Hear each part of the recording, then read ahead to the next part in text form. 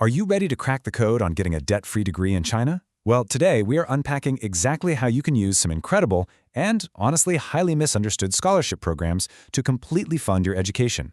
We're going to dive deep into the official guidelines and expert application strategies to give you the ultimate insider's playbook. So let's get right into it. We have got a ton of ground to cover, so here's our roadmap for today. The debt-free degree, what is actually covered, the big 3 scholarships, choosing your channel, the application blueprint, and finally, how to avoid rejection. All right, kicking things off with Section 1, the debt-free degree. So, the very first question we have to ask ourselves is, if you don't land one of these scholarships, what kind of financial hit are we actually talking about here? Because to really appreciate these awards, we've got to understand the baseline costs, right? And depending on your degree, it is a massive commitment. Look at this comparison. It's literally night and day. Without a scholarship, a heavy-duty program like an MBBS or engineering could run you up to 110,000 RMB every single year for tuition, housing, and living. Multiply that over a 5-year degree, that's well over 500,000 RMB. Enough to make anyone's wallet cry, for sure. But if you snag the Chinese government scholarship or CSC, your tuition and your dorm costs drop to absolute zero. You could be saving upwards of 55,000 RMB annually compared to paying out of pocket. We're talking about the difference between decades of crushing student loans and walking across that stage completely debt-free. Moving right along to Section 2, what is actually covered? The perks here are absolutely fantastic. It's basically a full ride setup designed so you can focus entirely on your studies. Your tuition? Wiped out. Registration fees? Gone. You get a free on-campus dorm, a very solid monthly living stipend, which we'll break down in just a second, and comprehensive medical insurance valued at 800 RMB a year. It's an amazing package. But here's the part that nobody tells you, and honestly, it's where so many applicants get totally blindsided. Fully funded does not mean every single tiny expense in your life is magically paid for. You absolutely must budget for the hidden costs. International airfare, for instance, can easily run you between 5,000 and 10,000 RMB, depending on where you're flying from, and that is not covered by the standard CSC package. You're also on the hook for visa fees and things like textbooks or specialized lab materials, which add another 500 to 1,500 RMB per semester. So yes, it's an unbelievable deal, but you still need a bit of a financial runway to get yourself off the ground. Now, once you actually arrive, the living stipend is super comfortable. Just to give you some concrete numbers, PhD candidates get a very generous 3,500 RMB every single month, undergrads receive 2,500, and master's students get 3,000.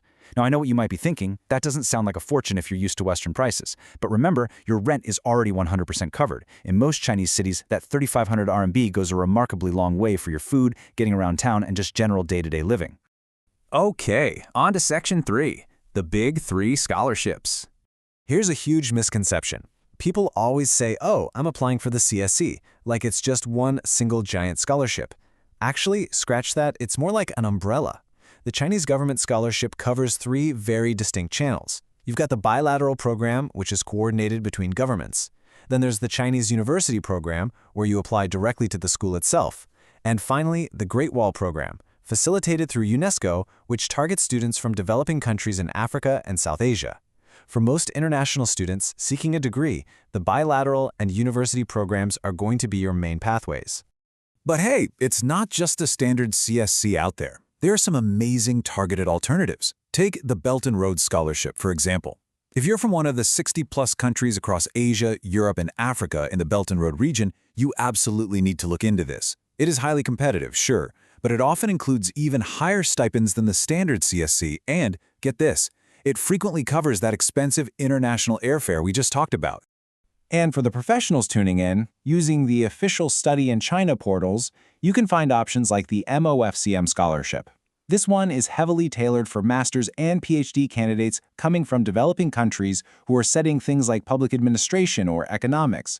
It's custom built for government officials and working professionals, and just like the Belt and Road, it's known to throw in flights and offer premium stipends.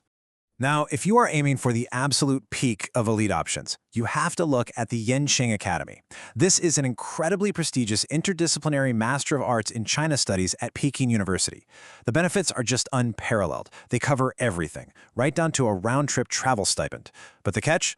The application process is fiercely rigorous. You often need institutional endorsements from top-tier global universities, coordinated through dedicated offices like they have at Harvard. Let's move to Section 4, choosing your channel. This is where your strategy becomes absolutely crucial. So most folks just apply straight to the university because they think it's the easiest route. But check this out. While the university track technically has more total slots available, the bilateral embassy track actually boasts a massively higher acceptance rate. We're talking an estimated 30 to 40%. Why? Simple, because your home country's government acts as a filter and nominates you first, which means the applicant pool you're competing against is much, much smaller. What does this mean for you? Well, if your home country, say Belgium for example, has a strong bilateral education agreement with China, leveraging that specific embassy channel is hands down your smartest strategic move.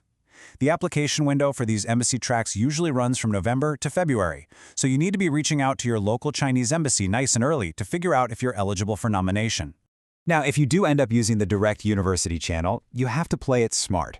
Everyone and their mother applies to the world-famous C9 universities like Tsinghua or Peking University. Sure, Tsinghua might have around 200 slots, but the acceptance rate is a brutal 8%. The pro move? Target excellent Tier 1 schools like Shandong University. They offer nearly the exact same number of slots, about 180, but give you an estimated 28% chance of getting in. You are literally tripling your chances of success just by choosing a slightly less famous but still phenomenally respected university. All right, Section 5, the application blueprint. Let's map out exactly what you need to do. Here is your actionable, step-by-step game plan. October to December, start researching universities. Do not start with the scholarship form. Start by finding the right school. December to January, gather all your notarized highest degree documents, your transcripts, and super importantly, your physical examination forms. Then, in January, make your choice. Pick your singular application channel, either the embassy or the university. Do not try to do both, the system will flag you for duplicate applications. Finally, get everything submitted via the CSC portal well before it completely jams up with panic-induced traffic in late February. And guys, please pay close attention to the eligibility requirements. These aren't just gentle suggestions, they are hard, unbreakable rules. For example, you must be strictly under 35 years old to apply for master's programs and under 40 for doctoral programs. These age limits are entirely non-negotiable. If you are literally a single day over the limit, your application goes straight into the virtual shredder. Finally, let's wrap up with Section 6, how to avoid rejection. We're talking about the cardinal sins of the application process here. These are the completely preventable mistakes that will instantly ruin your chances. Using the embassy's agency number on a direct university application, instant disqualification. Waiting until the final week to submit, you're asking for portal glitches. Using some random doctor's note instead of the official foreigner physical examination form with the proper stamps, guaranteed rejection. And listen to this one closely. Applying for a master's or PhD without actively contacting and securing a faculty supervisor at the university beforehand will virtually guarantee a rejection, no matter how flawless your grades are. Which brings us to the final piece of the puzzle, your study plan. As one insider guide so perfectly puts it, a copy-paste job from a template screams, "I don't care." These reviewers are reading thousands of these documents. Your study plan or research proposal has got to be uniquely tailored. You need to explicitly name the university you're applying to, call out specific professors you want to work with, and outline the exact research areas you plan to tackle. It has to show you've done your homework. We have covered the stark financial realities, the strict timelines, and the hidden pitfalls that trap so many people. You now have the ultimate insider's playbook to bypass years of crushing tuition costs and secure a fully funded education. The roadmap is right in front of you. So here's the question I want to leave you with today. If the only thing standing between you and a world-class, debt-free future is a few months of rigorous planning and execution, what's stopping you from starting right now? Thanks so much for joining me on this explainer, and I'll catch you in the next one.